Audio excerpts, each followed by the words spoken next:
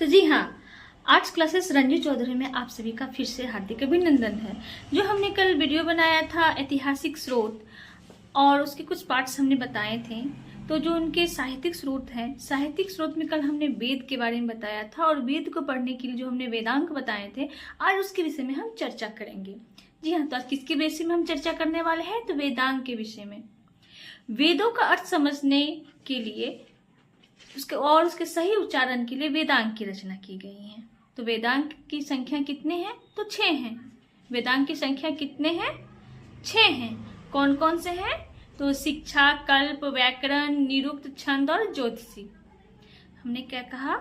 शिक्षा, कल्प, व्याकरण, निरुक्त, छंद और ज्योतिषी, ये है वेदांग की संख्या। और इन वेदांगों का निर्माण क्यों हुआ है? तो वेद का सही से हम उच्चारण कर पाए, शुद्ध रूप से पढ़ पाए, इसलिए इन वेदांगों की रचना की गई है। तो आज मैं आपको बता देती हूँ कि सबसे पहला इसका क्या है? शिक्षा। तो शिक्षा क्या है? शिक्षा है वैदिक वाक्यों के स्पष्ट उच्चारण हेतु इसका निर्माण किया गया है। क्या है? तो वैदिक वाक्यों को, जो वेद का जो वाक्य होता है, उसका सही रूप से उच्चारण करने के लिए किस चीज का निर्माण किया गया है? तो शिक्षा का। दूसरा है कल्प। इसका दूसरा रूप क्या है?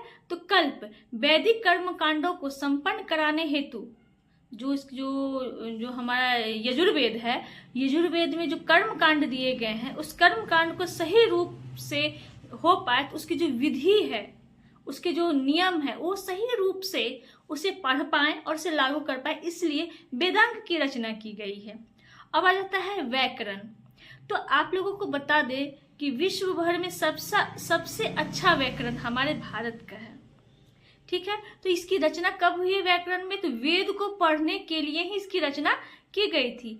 इसमें नामों, धातुओं, रचना, उपसर्ग, प्रत्यय के प्रयोग से इसका निर्माण किया गया है। ठीक है, तो व्याकरण क्यों बनाया गया है? तो हम किसी भी वाक्य को शुद्ध रूप से पढ़ने के लिए इसमें व्याकरण की रचना की गई है। अब आ जाता है निरुक्त। शब्दों की उत्पत्ति हेतु नियम। इसमें क्या है? निरुक्त का मतलब शब्दों की उत्पत्ति हेतु बनाए गए नियम है। यह भाषा शास्त्र का प्रथम ग्रंथ है। ये क्या? यह भाषा शास्त्र का क्या है? ये प्रथम ग्रंथ है। अब आ जाता है छंद। तो वैदिक साहित्य ने गायत्री,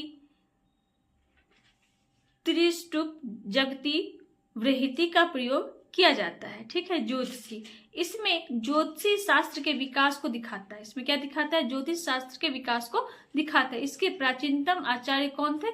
लगत मुनि थे। इसके प्राचीन आचार्य कौन थे? तो लगत मुनि थे। तो ये हो गई वेदांग की चर्चा।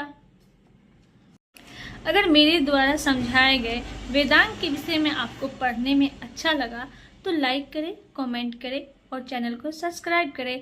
Thanks for watching.